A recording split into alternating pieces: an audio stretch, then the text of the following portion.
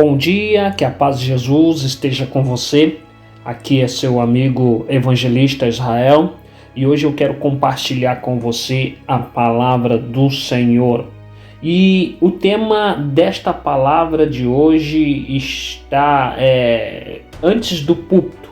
Eu quero partilhar com você antes do púlpito.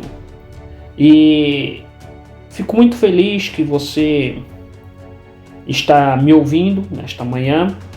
É muito importante que você deixe o seu like, que você comente, que você nos abençoe compartilhando com mais alguém, indicando o canal, né? A gente está crescendo devagar e fazemos tudo aqui para a glória de Deus.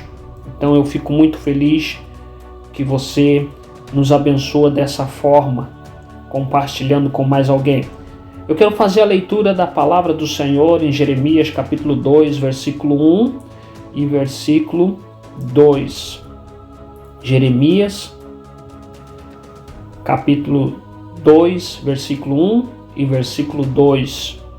Vamos fazer a leitura da palavra do Senhor, o qual nos diz assim: E veio a mim a palavra do Senhor, dizendo: Vai e clama aos ouvidos de Jerusalém, dizendo assim: Diz o Senhor, lembro-me de ti, da piedade da tua mocidade e do amor do teu noivado, quando me seguias no deserto, numa terra que não se semeava. Amém? Glória a Deus.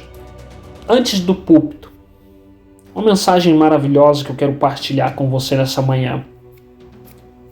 Uma pequena introdução para que você entenda um pouco mais. Quando uma congregação senta-se para ouvir a mensagem que vai ser entregue por meio de um pregador, e ele sobe num púlpito, então não se imagina o que está acontecendo antes daquele momento.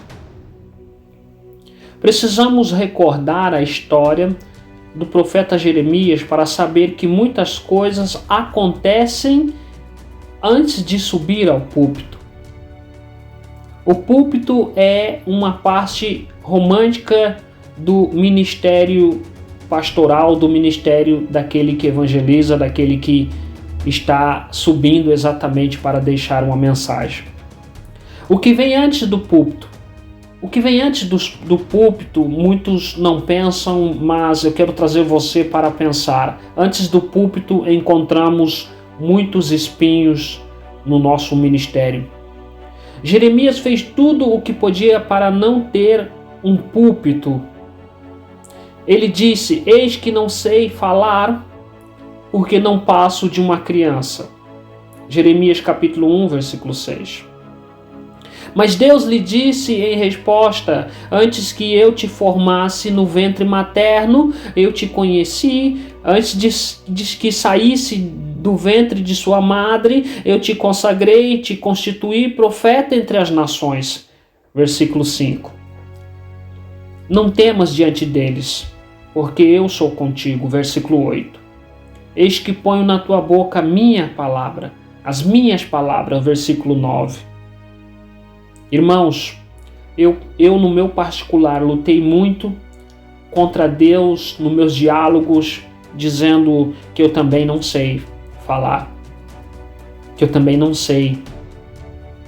O pregador que usa o púlpito com responsabilidade sabe que existem fatos que lhe dão autoridade no meio da pregação, durante a pregação, no início da pregação, no final da pregação. Sabe, vamos citar aqui, trazendo aqui para você alguns fatos para que os pregadores que me ouvem façam uma autocrítica dos seus ministérios. Primeiro fato é que antes do púlpito há um chamado. Já compartilhei milhares de vezes sobre o meu chamado. Não é o púlpito que faz o pregador, é o pregador que dignifica o púlpito. O pregador não acontece por acaso. Deus chama o pregador para ser sua voz, e Deus chama por intermédio dele. Deus chama quem ele quer e como ele quer, da forma que ele quer, para ser pregador, anunciador do evangelho. Veja que o profeta Amós disse: eu não sou profeta, nem discípulo de profeta, mas boieiro e colhedor de socomoros, mas o Senhor me tirou de após e o gado e me disse: vai e profetiza ao meu povo de Israel. Amós capítulo 7, versículo 14, versículo 15. Deus não está à procura de excelentes oradores, os grandes oradores de púlpito. O que mais alegra o meu coração é de pertencer a uma congregação no qual o pastor era analfabeto, o presbítero era analfabeto, mas tinha fogo em suas mensagens, tinha poder em suas mensagens, tinha vidas se consagrando, vidas restauradas, sabe? Jesus era ministrado. Eles querem mesmo, os dias de hoje, eles querem mesmo uma tribuna. Deus precisa de homens que quando sobem nos púlpitos sejam a voz eterna de Deus, e não de homens que sobem em tribunas. O púlpito é algo que está relacionado diretamente com a palavra de Deus. Neemias capítulo 8, versículo 4 e versículo 5. Infelizmente, por total ignorância da história da pregação, da teologia de púlpito, as igrejas estão trocando seus púlpitos pelo palco, onde tudo pode acontecer. Acontece desde a pregação da palavra até a exibição de música, teatros, coreografia, balcões de vendas de CD. Somente entende o púlpito quem recebeu o chamado para o ministério da pregação. Observe comigo um segundo fato. Primeiro falei do primeiro fato, que antes do púlpito há um chamado, e o segundo fato é que antes do púlpito há um preparo. A igreja não pode ceder o seu púlpito para qualquer pregador. Ouvi na plataforma alguém dizendo assim: eu procuro conhecer bem de que família é o que vai vir pregar aqui na nossa congregação, se ele é casado, se ele é marido de uma única esposa, sabe? Eu achei muito interessante isso, tanto que quando eu convido alguém para deixar uma mensagem, eu tenho essa preocupação. Eu convido sempre meu amigo, irmão Wagner, para deixar uma mensagem. Convidei amigos que sei que tem esse caráter, é pai de família, é marido de uma esposa só. Então, precisamos nos preocupar com quem colocamos nos púlpitos para ministrar a palavra. Paulo diz: quem deseja o episcopado, o homem que usará o púlpito, não pode ser neófito, isso não pode ser pessoas imaturas. O preparo antes do púlpito envolve conhecimento das doutrinas cristãs, conhecimento das necessidades humanas, conhecimento da história da igreja, conhecimento das técnicas de pregação. Não basta para o pregador um curso de bacharel. Alguém me disse assim: vou fazer um curso de teologia, vou fazer algo do tipo. Eu disse: primeiro ame a palavra do Senhor e depois pode sim fazer. Você ama a palavra do Senhor ou só está querendo fazer o curso de teologia? Não basta para um pregador um curso de bacharel, de mestrado, doutorado. Esse preparo antes do púlpito vai muito além. Trata-se de um conhecimento de Deus e o Deus da vida pessoal do pregador, experiência pessoal com o Senhor. Quero vos lembrar da experiência de Paulo a caminho de Damasco com o próprio Jesus. Por isso Paulo teve a ousadia de fazer esse desafio: sedes meus imitadores, como também eu sou de Cristo. 1 Coríntios capítulo 11, versículo 1. Podemos observar mais um ponto. O terceiro fato é que antes do púlpito há uma luta. Pregador que usa o púlpito antes de ter enfrentado uma luta espiritual não pode ser considerado pregador. Para poder ministrar aqui na plataforma, enfrento lutas. O YouTube é um púlpito para muitos pregadores. Sabe, o pregador pode ser um excelente orador, um conhecedor de todas as regras da oratória, mas não é um pregador. O pregador tem que ter a mensagem, não só um discurso. Quero vos lembrar que Satanás não gasta o seu tempo com discurso. Ele é capaz de convocar as suas hostes demoníacas para impedir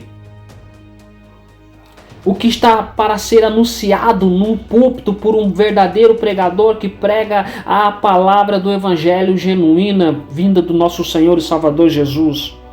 Essa luta de Satanás com o pregador acontece antes do púlpito. Identificamos batalhas assim quando o pregador responsável se aproxima o dia de sua pregação, aparece coisas para impedir. Sabe, um bom exemplo dessa luta antes do púlpito é a história de Moisés no Monte Horebe. Deus fala a Moisés: vem agora e eu te enviarei a Faraó para que tires o meu povo, os filhos de Israel do Egito. Então disse Moisés: quem sou eu para ir a Faraó? Êxodo capítulo 3, versículo 10, versículo 11. Eis que quando eu vier aos filhos de Israel lhe disser: o Deus de vossos pais me enviou a vós. Outros, e eles me perguntaram: qual é o seu nome? Que lhes dirá? Disse Deus a Moisés: eu sou o que sou. Eu sou, me enviou a vós. Êxodo capítulo 3, versículo 13 e 14. Então vemos a luta de Moisés para aceitar a sua missão de ser o libertador correspondente lá para tirar o povo do Egito. A luta do pregador com Satanás antes do púlpito. Observe comigo um quarto ponto, que antes do púlpito há uma paixão. O púlpito é um lugar dos apaixonados por almas perdidas, almas que estão se perdendo, almas que estão caminhando rumo à perdição. O púlpito é um lugar daqueles que choram por vidas, por almas. Paulo declarou enfaticamente: se anuncio o evangelho, não tenho que me gloriar, pois sobre mim pesa essa obrigação, essa responsabilidade, porque ai de mim se não pregar o evangelho. 1 Coríntios capítulo 9, versículo 16. Então, antes do púlpito, o pregador é como um garimpeiro que busca as pedras preciosas nas páginas da Sagrada Escritura para enriquecer as pobres almas que ouvirão, que caminham sem destino pelos caminhos da vida. A pregação do púlpito é algo que tem que desabrochar no coração cheio de amor por multidão, por pessoas aflitas, por pessoas exaltas, por ovelhas que não têm pastor. Púlpito não é lugar de político, eles têm seus palanques eleitorais longe. Também não é lugar de astro, eles têm seus palcos, seus fã-clube para aplaudi-lo. Púlpito é lugar de pregar e anunciar a verdadeira mensagem do Evangelho de Jesus Cristo. O púlpito é para pessoas que amam a Deus de todo o coração, de toda a alma, de toda a força e de todo o entendimento. Aquele que ama o próximo como a si mesmo. Paixão exige renúncia, sacrifício, ação. O púlpito sem paixão é púlpito sem vida. Já disse o pregador Wesley: a minha paróquia é o mundo. Que Knox clamava: Senhor, dá-me a Escócia, senão eu morro. Moisés pediu agora: pois perdoa-lhe os pecados, ou senão risca-me, peço-te do livro, tira-me deste livro que escreveste. Então disse o Senhor a Moisés: riscarei do meu livro todo aquele que pecar contra mim. Êxodo capítulo 32, versículo 32 e versículo 33. O púlpito foi a paixão de Henry Martyn, missionário na Índia, que clamava: que eu me consuma por Deus e pelas almas. Irmãos, para fechar e concluir, é a hora de restaurarmos os púlpitos nos cultos, nas congregações de nossas igrejas. No reinado de Acabe, os altares do Senhor foram destruídos e nos seus lugares foram construídos altares à adoração a Baal, a postes ídolos. A palavra de Deus está totalmente esquecida em Israel até que surgiu o profeta Elias e restaurou o altar do Senhor que estava em ruínas. 1 Reis capítulo 18, versículo 30. Então Deus se manifestou nesse altar reconstruído e que vendo todo o povo caiu de rosto em terra e disse: ó Senhor é Deus, o Senhor é Deus. 1 Reis capítulo 18, versículo 39. Assim como Elias restaurou o altar do Senhor, precisamos ter coragem e restaurar os púlpitos de Deus em nossas igrejas. Irmãos, Eliseu acompanhando os passos de Elias até o seu arrebatamento, tomou a capa, o manto que Elias deixou cair, feriu as águas do Jordão e disse: onde está o Deus de Elias? Irmãos, sabemos que o púlpito do Senhor, que os púlpitos da congregação do Senhor estão em ruínas, podemos mudar o rumo, sabe? Podemos perguntar, podemos fazer a pergunta de Eliseu, podemos clamar: onde está o Deus de Elias? Onde está o Deus de Moisés? Onde está o Deus de Abraão nos púlpitos de hoje? Onde estão o Deus de Elias que se dispõe a enfrentar Acabe e todo o exército e todos os profetas de Baal? Sabe, vamos orar para que nossos púlpitos sejam restaurados com verdadeiros pregadores do Evangelho.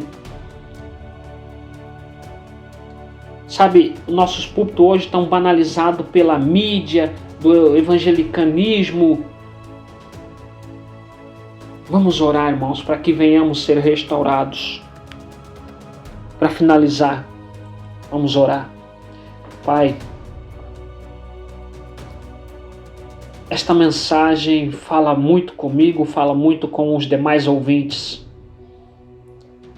Que esta palavra, Senhor, coloque-nos em ação para que venhamos clamar por restauração em nome de Jesus. Nossos púlpitos precisam ser restaurados com verdadeiros pregadores que têm paixão por almas, paixão por deixar uma mensagem que vem da tua parte, Senhor. Muitos púlpitos estão se tornando palanques políticos, muitos púlpitos estão se tornando algo para adoração de outras coisas e não para a pregação do Evangelho, Pai. Me vem na minha memória que o Senhor Jesus Cristo, com uma grande multidão, também precisou se afastar e pedir um barco emprestado ali. Foi o primeiro púlpito de Jesus para pregar. Pai, ajuda-nos a restaurar os púlpitos da congregação. Restaura-nos. Restaura-nos. Senhor, capacita aqueles que sobem nos púlpitos para pregar o Evangelho. Dá vitória àqueles que têm lutas contra o inimigo antes de subir aos púlpitos para pregar o Evangelho. Há lutas, o inimigo está impedindo para que aquela pessoa não suba para falar do teu santo.